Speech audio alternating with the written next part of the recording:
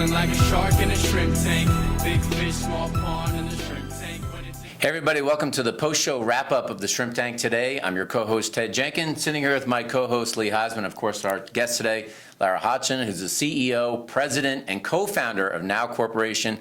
This is something that if you have a business that's ever struggled with accounts receivable or figuring out how you can get more cash flow in your hands when you're growing like crazy, you are going to want to talk to her and her company after the show.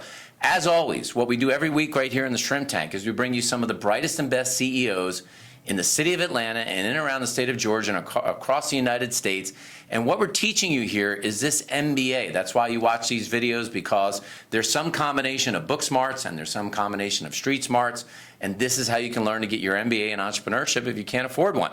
And as always, you should go to iHeartRadio, stick us on the podcast, listen to us in the car. You can always go to Apple Podcasts, Google Play, Stitcher, SoundCloud, anywhere around the internet so you too can get an education on entrepreneurship. Ted, I will tell you, this is the episode. I'm going to slam my fist on the table, and I say go back and listen. Is that a slam or what? A semi-slam. But go back and listen to the show in its entirety on iTunes or on iHeartRadio, because I learned a lot sitting with you, Laura, today. It was quite amazing, quite inspirational. But tell us about Now Network, of course, or Now Corporation, pardon me. Tell us what you do there, just basically for the businesses, but also the impact you're making. Yeah.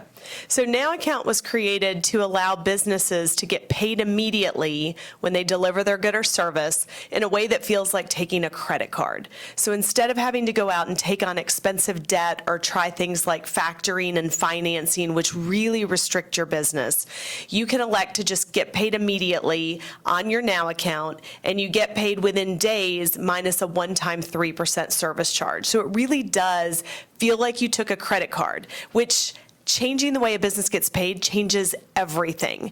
And this is not just for businesses who are struggling. In fact, this is mostly for businesses who are growing.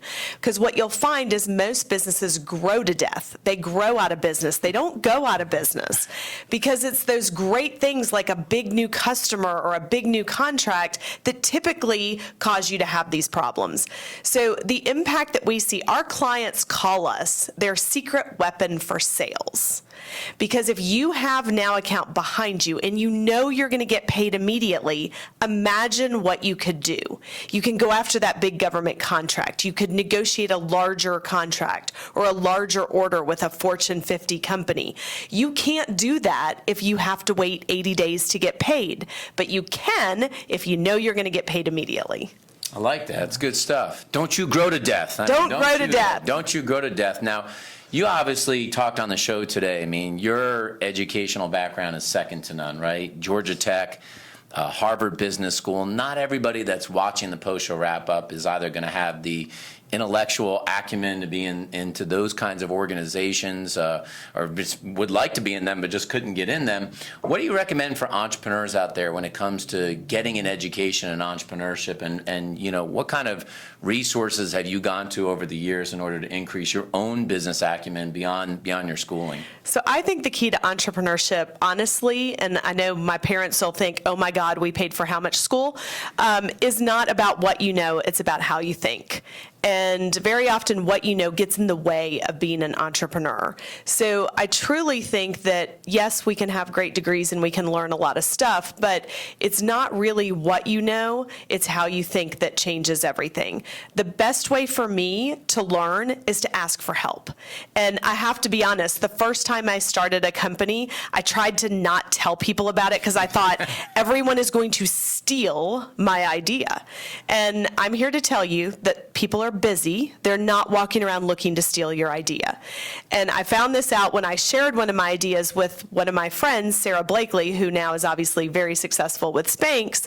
But I remember sharing an idea with her, and she said, if you don't tell other people about it, how will they ever help you? I love that. And that was a great question because She made a nickel or two. She made a few of those, didn't she? A shekel. But a shekel. That's if you're my grandmother. But if you don't tell people what your idea is, they can't help. So I think the greatest way to learn entrepreneurship is to surround yourself with other people who have tried things. Surround yourself with people who have failed because they have the best advice. And ask for help and figure it out as you go. That's the beauty of entrepreneurship, is there is no textbook. Nobody knows how to do it. I love the fact you said people are busy. They're not going to steal your idea. No. The other thing is if you're very passionate about your idea, no one's going to be able to execute it like you. That's right. So being scared of sharing it, I think, is there's competitors everywhere. It's just how well you do it now. I have actually, with NOWaccount, gone to the big banks, showed them everything we do, and people said, my gosh, they could do it. Of course they could do it. And I've told them how they could do it. And then they look at each other and go, we can't do this. Exactly. Well, we're going to talk about how that happens in your environment. But before you do, I wanted to share something. You said so many good things on the show. You said cash is king, but the second part was? But flow is queen. Flow is When you think flow about is cash queen. flow, it's not just the cash that's important. I love it. And if you've ever played chess, you know that you can't get anywhere without the queen. That's That's exactly what right. winning is. This is very, very true. And so my cash in someone else's account is not helping me. So it's not just about, oh, I have cash. It's, is your cash flowing? Otherwise, you have a clog in your drain and you need like liquid Drano. That's exactly it. Well, go back to people trying to steal your idea. They're not going to execute it like you. The structure of your organization that you built, you have over nearly 40 employees. Tell us about the environment, because I learned something from you today, and I want to go back to my office and try that as well. But share how you built that environment and what keeps your employees around. Well, I think the first thing is when you hire folks, early on in my career, I always hired skill sets. And I can remember starting a business with 3 other partners that on paper were the perfect puzzle pieces. One was a lawyer, one was finance, one was product development. But at the end of the day, we didn't share the same mindsets. And so I am a firm believer that you hire mindsets over skill sets. There's almost nothing I can't teach you how to do, but I can't teach you how to think, and I can't teach you how to react under pressure, to obstacles, et cetera. So the key to building a culture is, first of all, hiring the right people with the right mindsets. Then I think it's about focusing on who the people are. There's a great book out there, if you've ever read the 5 languages of love. Of course. Well, there's 5 languages of love for the workplace. And it's about how do you really understand who your folks are and show appreciation for them individually. And I get so sick when people say it's business, it's not personal. It is personal. It's all personal unless there's no people involved. And so, for us, the culture has always been about involving all of our employees, breaking down those barriers to, who's senior to who, and really valuing everybody for what they bring to the table. So if people want to meet your team and Yes. work with you, how would they get in touch with you? So you can find us at NOWaccount.com or at NOWcorp.com, and you can see every single one of my team members and a little video.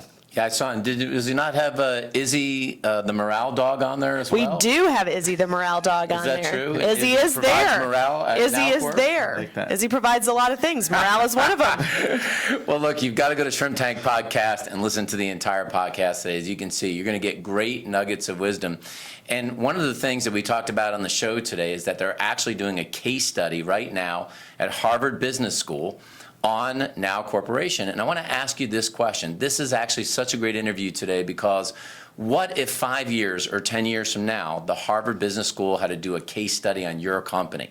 How would you make decisions today? And if you want to become a great decision maker, think about the outcome of what that Harvard Business Review case study would look like when people are looking at your company. How did you start the company? How did you build the culture? Which way did you drive sales? How did you retain people over the long term? How did you create a niche in your industry? They would be looking at all these things. So ask yourself this question tomorrow morning.